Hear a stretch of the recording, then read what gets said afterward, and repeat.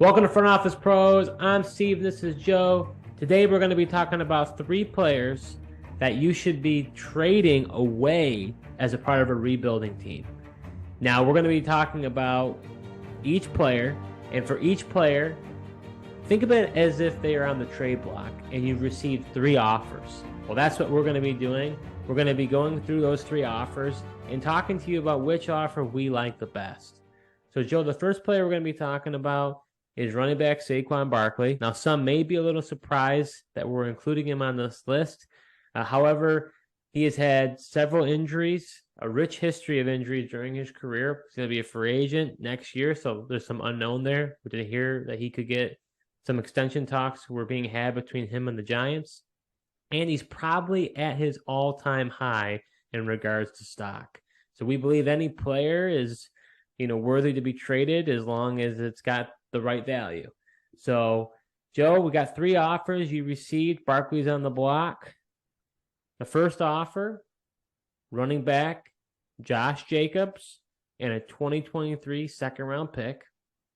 The second offer, a 2023 first-round pick. We'll say it's a top 3 pick. And running back Tyler Algier. And the third offer you received is wide receiver Christian Watson and running back James Cook. Wow, those are some interesting offers on the table, Steve. Yeah, so let's talk about the first offer. What do you think of? What's your initial reaction to the Jacobs 2023 second round pick? Yeah, I mean that's definitely an interesting offer. I don't know if I would. It'd be interesting because I don't know if there's a big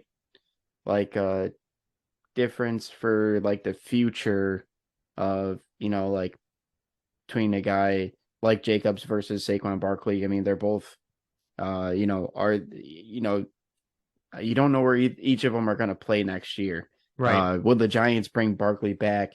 Raiders didn't accept the 5th-year option on Josh Jacobs. So, I'd assume he's gone. And what does that mean for his value? Yeah. So, I think there's probably a better chance Barkley sticks for the Giants. I don't know. Second round pick is interesting. Jacobs is an interesting player. I just think I'd rather possibly hang on to Barkley. Yes, Jacobs is 24. Jacobs is 24 and Barkley's 25 right now. Yeah, especially, being the similarities in age as well. Yeah, I don't know. I think there's other offers that would better maximize his value, possibly. Yeah, I would agree with you. I think it's an interesting offer just because of how good Jacobs has been. So you could say, is the difference between Jacobs and Barkley enough of a gap that a second round pick, that's better, that you get the better side of the deal? May have to, in my mind, it'd probably have to be a late first. Then we're talking. That would make it interesting. How about the second? I agree with you there. How about the second offer? So we're talking about a top 3 pick. That could be a Jahmyr Gibbs or Bijan Robinson for the 2023 first round pick and Tyler Algier. Yeah, I think I prefer this one over the Jacobs deal. And that's simply just because it's a top 3 pick, and I do get a chance at one of those top 3 backs that you mentioned coming out in this year's draft. And then, Tyler Algier, also, a rookie this year, and he's been decent. Obviously, Falcons don't use him exclusively, and he's kind of in a timeshare, so he's kind of limited there. But I think just because you get a chance at one of those young rookies, and then can have them under a rookie contract for those 4 years is really intriguing. All right, and I agree with you. I think the Bijan Robinson, I think he could be, it's interesting. We talked about a Saquon Barkley type of prospect. He was an elite running back coming out of Penn State.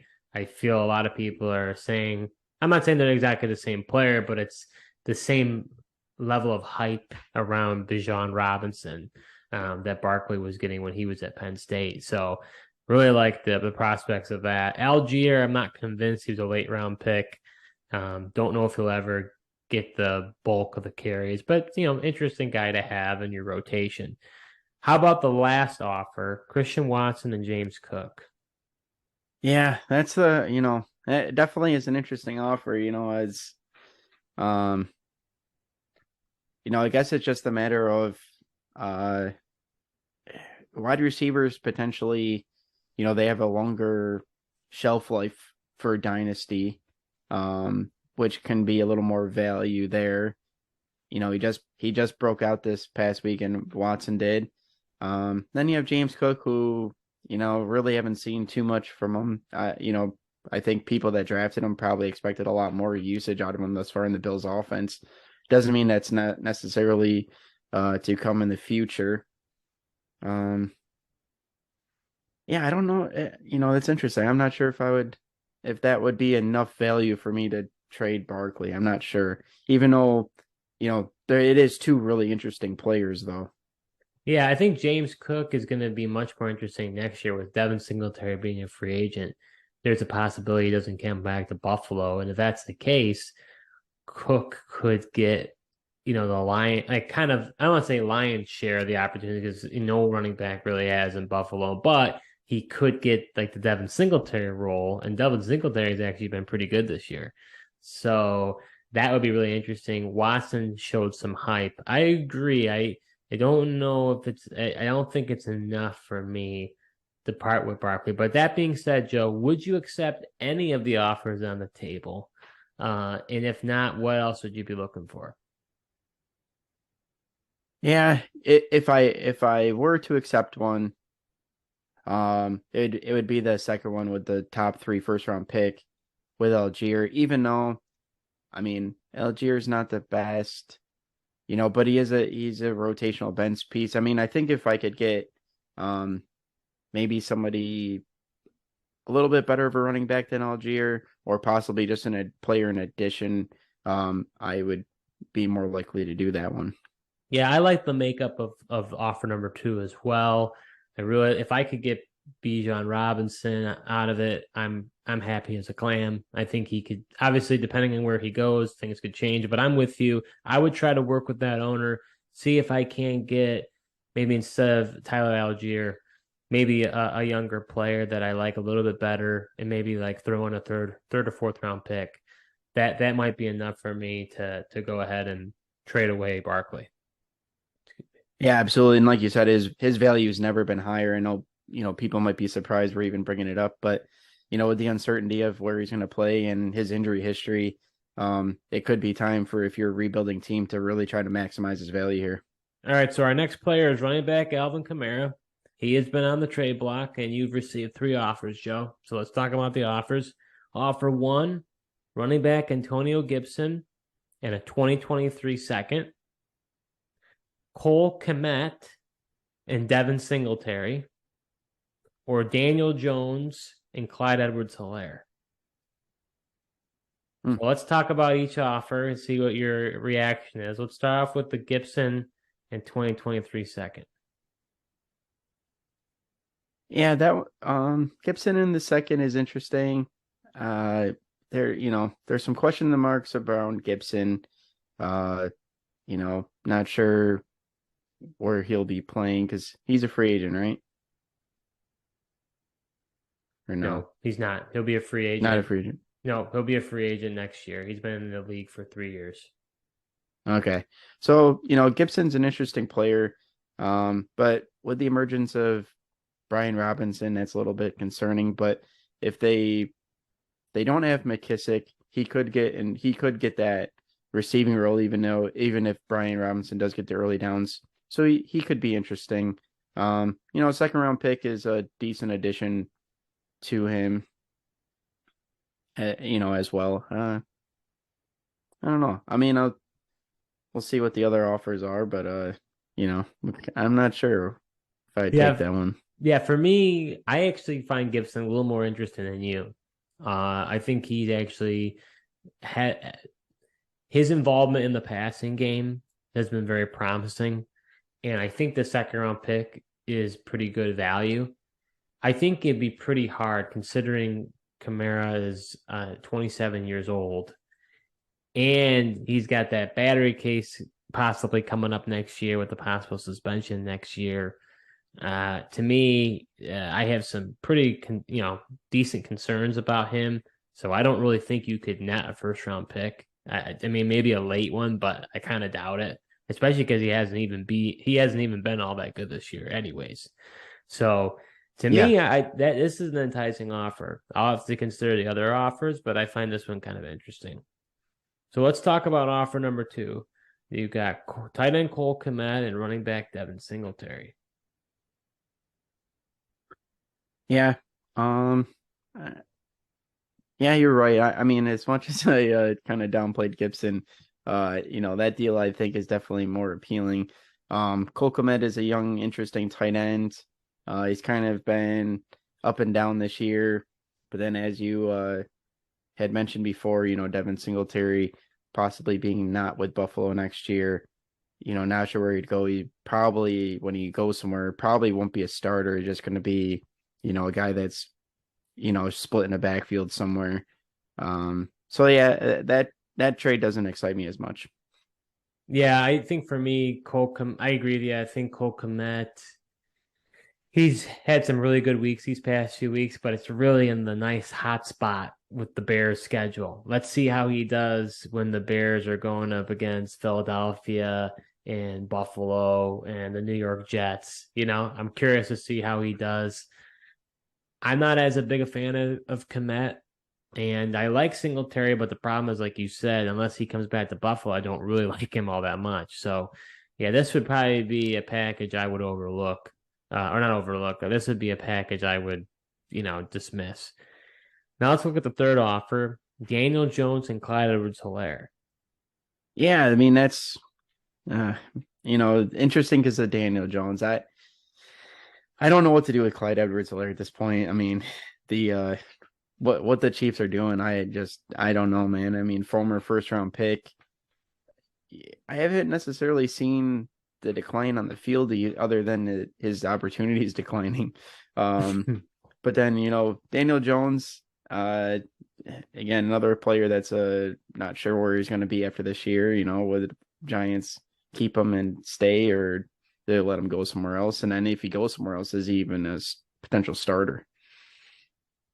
Yeah, I think Daniel Jones may come back to the Giants in a bridge deal. He probably would want to go back to them. Where else would he really want to go? Giants have been really good for him, at least this year, under Brian Dable. I actually find Clyde Edwards-Helaire kind of interesting because I don't, not on the Chiefs, but wherever his next landing spot is, who knows? Maybe he gets traded for a late round pick during the offseason. He's disgruntled and says he wants to get traded. Wouldn't be surprised about that. Or, they'll decline his 5th-year option. He'll become a free agent a year after. So, what is the Chiefs don't really dedicate themselves to the run. So what would it look like if he was on a different team? This is a very fascinating offer. I don't know what to think about it. I go back and forth about it. So of the 3 offers, which one would you take? Any of them? And if you weren't, which one would you build off of? Well, I think I would definitely take one of them because Kamara is somebody that I don't really trust or believe in. I'm really concerned about him, especially even for the rest of this season. As other than the big receiving game he had against the Raiders, he's been really up and down, especially of late with Dalton at quarterback. So, and then you mentioned, his legal issues that could potentially hit this offseason.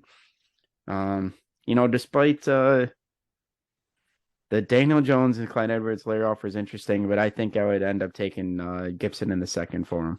Yeah, I feel the same way. I'm between those 2 offers. I think I end up going with Gibson in the second. I think I could always flip Gibson later on if I really didn't like him and, maybe possibly, get a third or package him with something to get another second. So I like that. I like that aspect of the deal.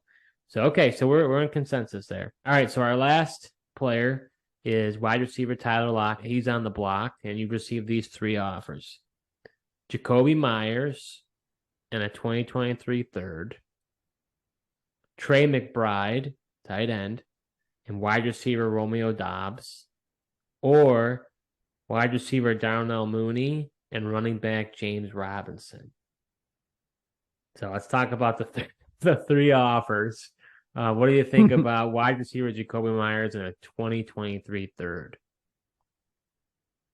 Yeah, that offer is interesting. I mean, Myers is a decently young wide receiver.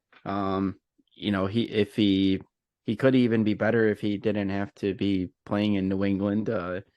Even though Mac Jones has been okay for his value, but with he has a fairly talented receiver that he if he goes maybe a change of scenery definitely helps him. And then toss in a third. It's not bad. I mean, Lockett's an older receiver. He's still performing at a good level, though. I wouldn't necessarily, be looking to sell him low. I'd be, trying to definitely maximize his value. Yeah, I think Myers is really interesting.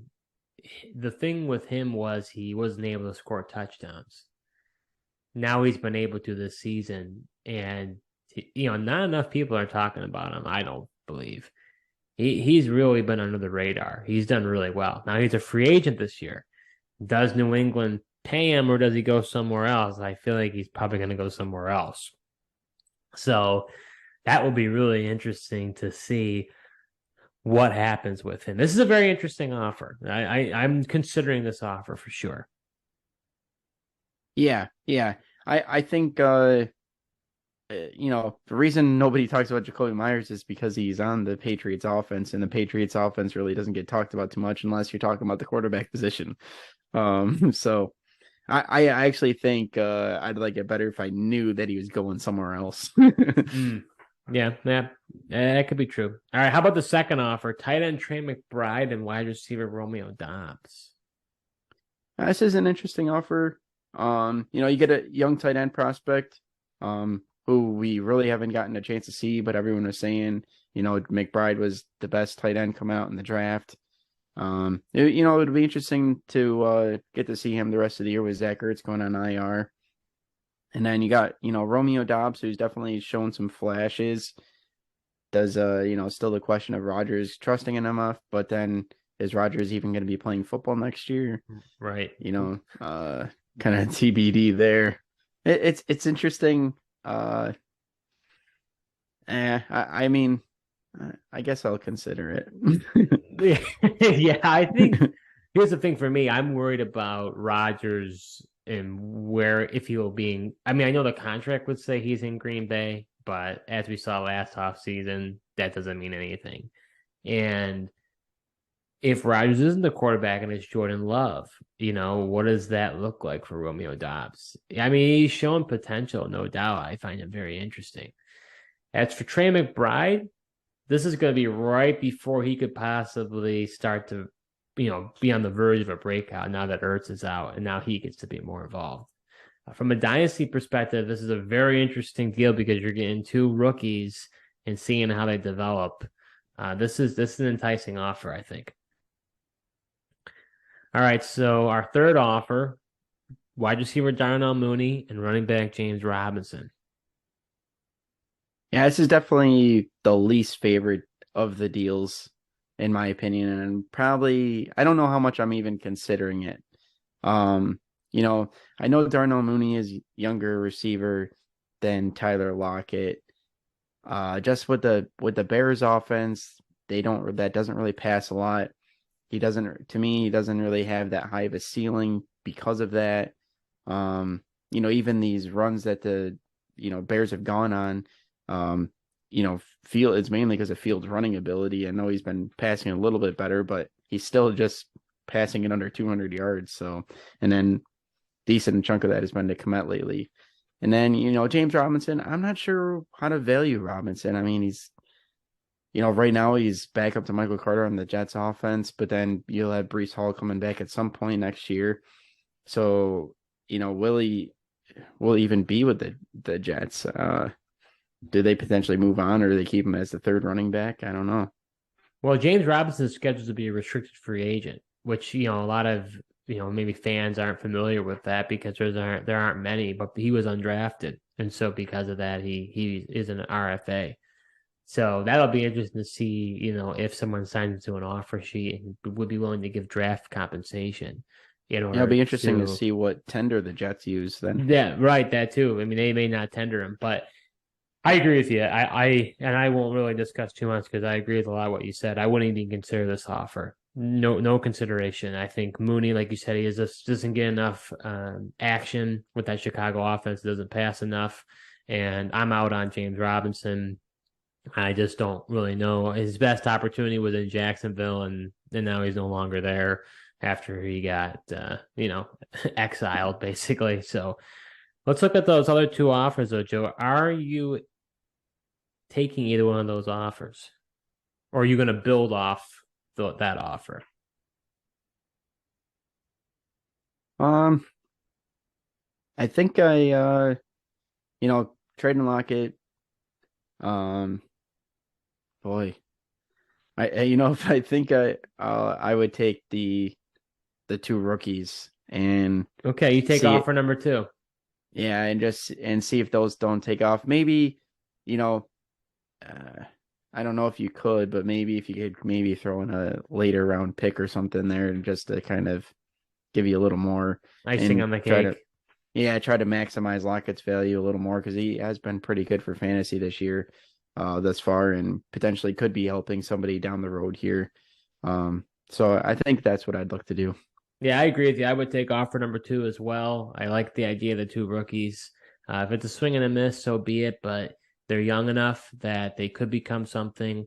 I would be tempted to take the first offer because I am a believer in Myers, but that unknown makes it a little bit more of a difficulty. But I do think two is a good value. I don't imagine Trey McBride or Dobbs are going to really give much of an impact to that team that's sending them away. So Lockett should give them that impact they're looking for. So I think it makes sense. Yeah, I'd agree with that. So that was three players that we just identified that you would trade away as a rebuilding team and some offers that you may be receiving. So we're a new channel and we try to create several videos on a weekly basis. So if you would, please like this video, subscribe to our channel, hit the notification bell, and go ahead and put some comments down below. Do you have some players that you're considering trading away as a rebuilding team and you want our advice or thoughts about what to do? Go ahead and leave a comment, and we're happy to provide our analysis. So thank you again for watching, and until next time.